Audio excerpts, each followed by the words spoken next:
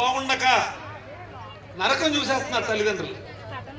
ఆస్తులు చాలా ఉంటాయి కానీ పిల్లల ప్రవర్తన కరెక్ట్గా ఉండదు. కాబట్టి స్కూల్లో మా వంతు మేము ప్రయత్నం చేస్తాము, మీ వంతు మీరు కూడా ఇంటి దగ్గర ప్రయత్నం చేయాలని. పిల్లలు ఎదురకుండా వాళ్ళ ఇంటి దగ్గర ఉన్నప్పుడు మీరు మొబైల్స్ ఎక్కువగా వాడొద్దు, అలాగే ల్యాప్టాప్లు అవి తీసుకొని సోషల్ మీడియా యాప్ల్లో కానీ మీరు పొరపాటును కూడా ఉండకండి.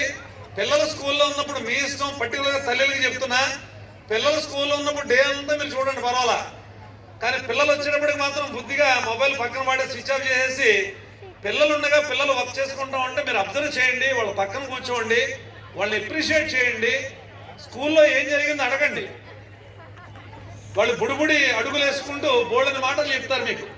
ఆ క్లాసుల్లో జరిగినవన్నీ చెప్తూ ఉంటే ఇంట్రెస్ట్ లేనట్టు ఉండొద్దు దయవుంచి. ఎందుకంటే ఆ బిడ్డ జరిగినవన్నీ మీతో పంచుకోవాలని చెప్పి ఇంటికి వస్తుంది. వచ్చిన తర్వాత మీరు వినలేదనుకోండి బాధపడద్ది. మీరు వినకుండా ఏ టీవీ సీరియల్ చూడటం లేదా ఇంకో పనిలో ఉంటే ఎవరికి చెప్పుకోవాలో కూడా తెలియక వాళ్ళు మానసికంగా నలుగుతారు. వాళ్ళకి బాధలు ఉండొచ్చు, ఆనందం ఉండొచ్చు. ఉన్న బాధను మీతో పంచుకుంటే మీరు తీసేస్తారు దాన్ని, సగం బాధ తగ్గిపోద్ది, వాళ్ళు మళ్ళీ హాయిగా నిద్రపోతారు. వాళ్ళకి ఆనందం ఉందనుకోండి, మీతో పంచుకుంటే మీరు అప్రిషియేట్ చేశారు.